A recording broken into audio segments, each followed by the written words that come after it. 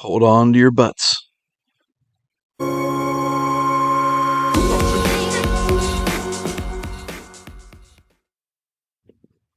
Welcome, everyone. It is a man of Manetheren here. And wow, what a day we had today with our good old friends at Amazon. We had a wonderful release of a trailer that I think everybody was just through the moon, just retching. Retching, that's the word I'm looking for. There was quite a bit of shilling out there. I could put up with about maybe 5 minutes of it on the Fellowship of the Fans live stream. The trailer was total garbage. Just absolute garbage.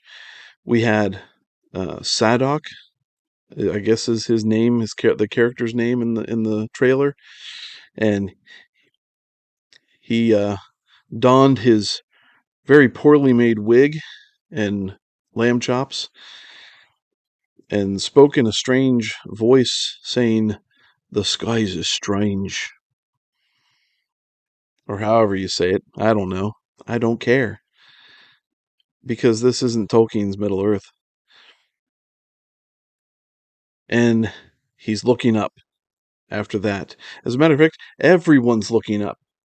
Now, of course, they're not looking for the show, because that's not the direction the show's heading. That show's been flushed down the toilet. So if they were looking for the show, they'd be looking down. But we go on with the trailer and we see Gil-galad in a scene that we've already seen. He's looking up, once again, at the comet in the sky, I'm assuming. We see a boat full of elves. They're all looking up. I mean, goodness, I guess the entire world of Second Age Middle-earth is now just praying for hope. Up with hope, down with dope. But we did get to see Galadriel looking like, or as close to Galadriel as we last saw her in The Hobbit and in The Lord of the Rings. She actually looks like Galadriel. She doesn't look like some trumped up social justice warrior elf. But then we move on. We see Durin the Fourth. We see Elrond. We see, oh, Bronwyn and Arondir. Oh, we can't wait to see what hijinks that the 90210 grouping of Middle-earth will do for us and lift our downtrodden hearts. We see more of this comet streaking across the sky. We see the Númenórean lady leader, whatever her name is supposed to be. We see what looks like Ents, and what many of us are assuming are going to be Entwives. Oh man. Yeah, because we wanted Amazon to tell us where they were. We see then the Hobbit girls, and then we see the comet landing, and then we see, in quotation marks, new teaser, July 14th. So this entire teaser trailer, was a teaser to tease the teaser that's coming out later this month. What a colossal waste of 58 seconds. It was 58 seconds of nothing yet again, Amazon. Which brings our running total of video footage for the Anus of Poder to 1 minute and 58 seconds in the past 5 months. That is quite an amazing feat of storytelling to do in 5 months to let us know what's going on with this show. Well, what have we learned about this show? Not a thing. Not one thing. We've just seen a bunch of cut clips of characters doing various things in non-plot revealing snippets that just give no viewer any confidence. There's nothing inspiring about this at all. In fact, I'm going to read you the transcript of both trailers. In the first trailer, we have, "Haven't you ever wondered what else is out there? There's wonders beyond our wandering. I can feel it." And that's it. That's the first teaser trailer. Then we have, "The skies are strange." And that's it for the second trailer. Yes, folks, 21 words that we have been delivered to us in the 201-day lead up from the release of the first trailer to September 2nd when they released the first episode of the show. 21 words to let us know. And sure, they're giving us little news, little blippets and leaks of possible happenings going on with the story, but that's the problem, is that we're not getting it shown to us in any form whatsoever. So these trailers really aren't trailers. They are minutes full of nothing. And that's a problem. So let's contrast this. Let's take a look at this. Legend tells of a ring created by an ancient evil that gave its wearer the power to enslave the world. Believed lost for centuries, it has now been found. Is it secret? Is it safe? This is the One Ring, forged by the Dark Lord Sauron. Sauron needs only this ring to cover all the lands of a second darkness. He is seeking it. Seeking it all. His thought is bent on it.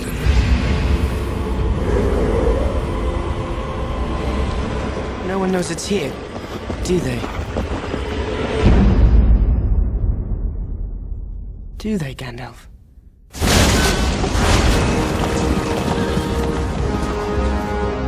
The weapon of the enemy is a gift. Let us use it against him. You cannot wield it.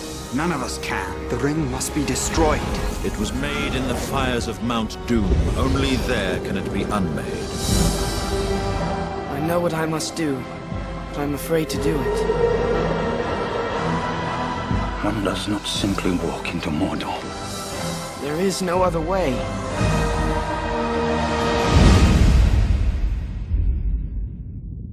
There's something down there.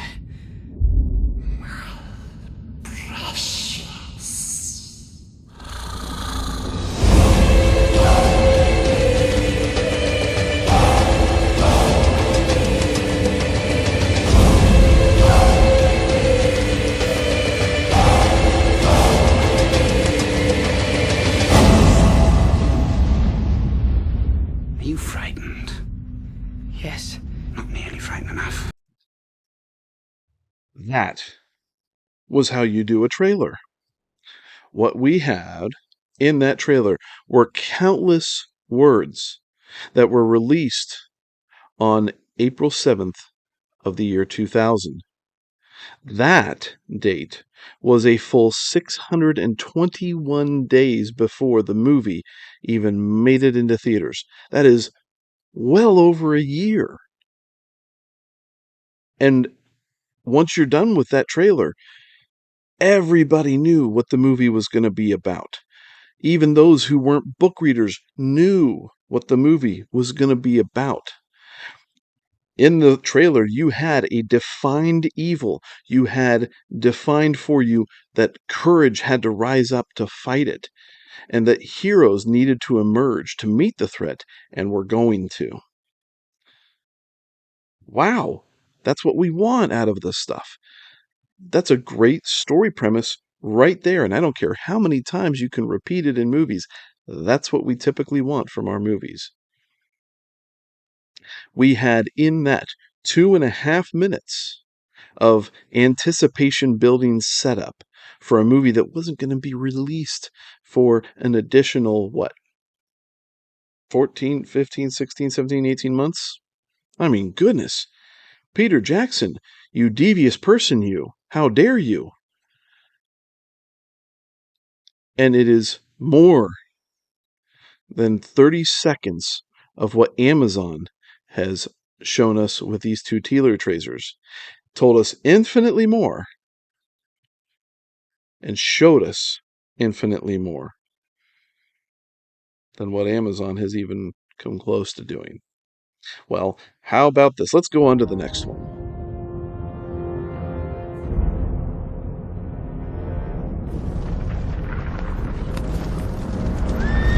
What business does an elf, a man, and a dwarf have in the Riddermark? Speak quickly! We track a band of Uruk-hai westward across the plain. They have taken 2 of our friends captive. Look for your friends, but do not trust to hope. It has forsaken these lands.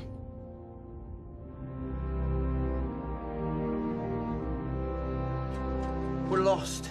I don't think Gandalf meant for us to come this way. He didn't mean for a lot of things to happen, Sam. It cannot be.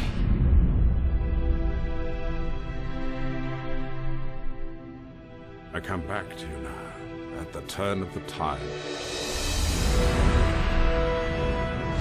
Sauron's forces have begun their attack. He is using Saruman to destroy your people. They were unarmed. They had no warning. This is but a taste of the terror that Saruman will unleash. You must fight. I will not risk open war. Open war is upon you, whether you would risk it or not. A new power is rising. Its victory is at hand. There is an army bred for a single purpose, to destroy the world of men. You must lead the people to Helm's Deep. By order of the king, the city must empty. Where is she? The woman who gave you that jewel. The alliance between men and elves is over. Our time here is ending. Arwen's time is ending. Let her go. Where is it? Just tie him up and leave him. No! You know the way to Mordor.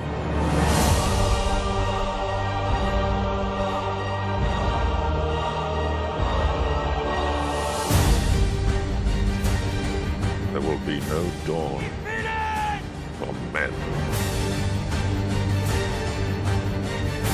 It's the ring. Frodo! It's taken hold of you. You have the gift of foresight. Tell me what you have seen. He is not coming back. The defenses have to hold. They will hold. There is nothing for you here. Only death. There is still hope.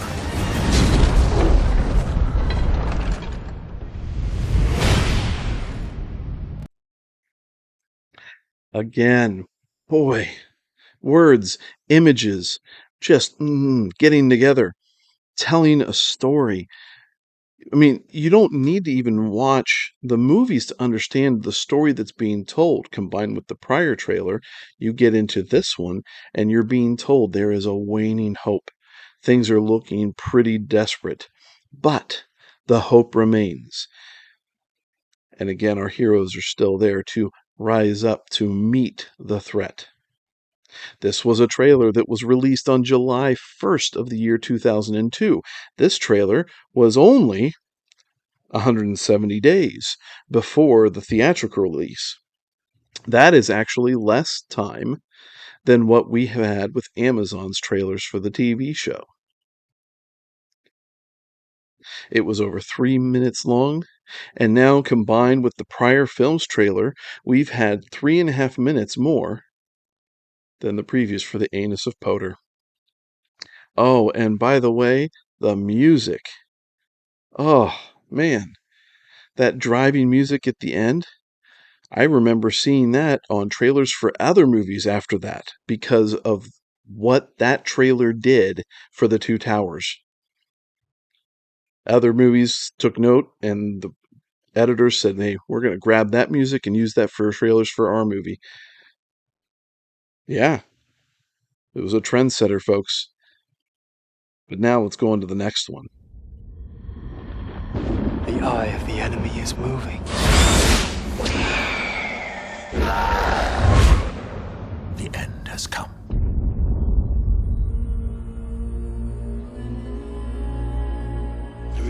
Frodo moves closer to Mordor. How do we know Frodo is alive? What does your heart tell you?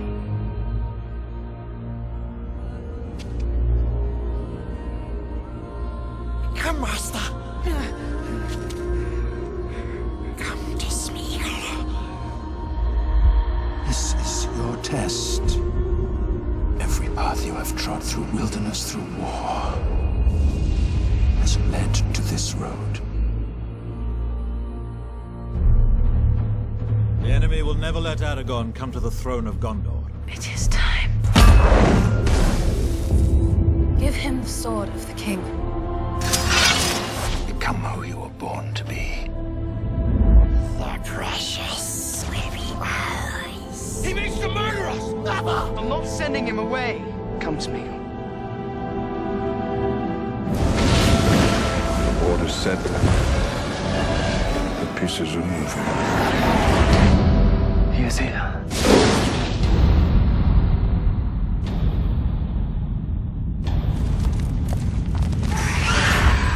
We come to it at last. I see in your eyes the same fear that would take the heart of me. A day may come when the courage of men fails. When we forsake our friends and break all bonds of fellowship. But it is not this day.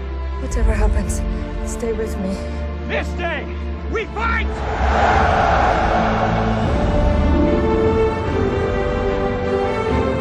All you have to decide is what to do with the time that is given to you. We shall see the Shire again. You gave away your life's grace. I cannot protect you anymore. We cannot achieve victory through strength of arms. Not for ourselves. But we can give Frodo a chance.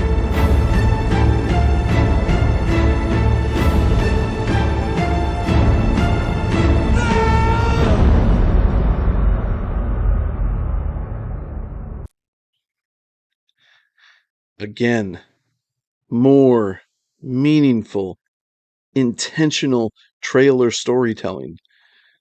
There wasn't snippets of that weren't put in there intentionally to sit there, and even if it was just a little flash on the screen of an image or the words that were put out there, they were there telling you a story to grip you into coming to the theaters. And they were telling age-old truths, freedoms, sacrifice, what was needed to bring those about. These are absolute age-old, time-tested truths. This trailer was released on September 27th of 2003, a mere 81 days. Oh, Peter Jackson, what are you thinking? You're driving your audience away. Nope. Because by this point, the audience was already set in stone. The audience was set in stone like it hadn't been since the late 70s for Star Wars. They were all ready, set to see what Peter Jackson and Philippa Boyens and all the rest of the crew were going to bring to the screen for the conclusion of the greatest trilogy that's been put on the silver screen. What an amazing trailer. An amazing set of trailers, all designed to give you enough story to say this is what's happening. This is what you can anticipate to happen. You could see the quality in the set building, in the costuming, in the storytelling, in the acting. You knew it was all going to be there. Why hasn't Amazon showed us that? 3 more minutes now of a trailer, which gives us now more than 6 minutes of trailer than what has been delivered by Anus of Poder. And when we think about that, we have approximately 9 hours of theatrical movie, right? Around about. And the show is supposed to give us about 8 hours. So relatively speaking, it's a relatively same amount of time for just the first season of Anus of Poder. And it's like dividing by 0. That's how much more story Peter Jackson told in his trailers alone for the adaptation of The Lord of the Rings. And I got goosebumps watching those trailers. I haven't watched those trailers since probably 2003. But that's the kind of feeling that you should want to give your audience. You don't want to sit there and go to your audience say, hey, here's a trailer and you better like it, otherwise you're a racist, you're a misogynist, you're an istophobe, etc., etc. Insulting your audience is not the way to endear them to you. And it's not even, when you're not even aiming for that audience, you're not going to endear yourself to the audience that you're trying to represent even. I don't hear them really truly geared up for this. I hear the shills that you've paid off excited about this show because they're going to sit there and munch on the member berries that you're going to feed them regardless of whether or not anyone else likes the show, or even whether or not they even like the show. They'll say they will. So, I wanted to bring out this contrast because it's really important in storytelling and trying to build up the anticipation for your audience. Amazon has failed at every turn, and they've probably done that intentionally in order to destroy the professor. I think that's what the goal is. Good art must survive in a free society. You're being repressed in that art, saying that you have to do these certain things in a very fascist manner. Well, that pretty much prevents the art because you're being told that art has to fit into a box when art was designed to be outside of that box. Peter Jackson took a risk to present an artful portrayal of a wonderful literary art by J.R.R. Tolkien.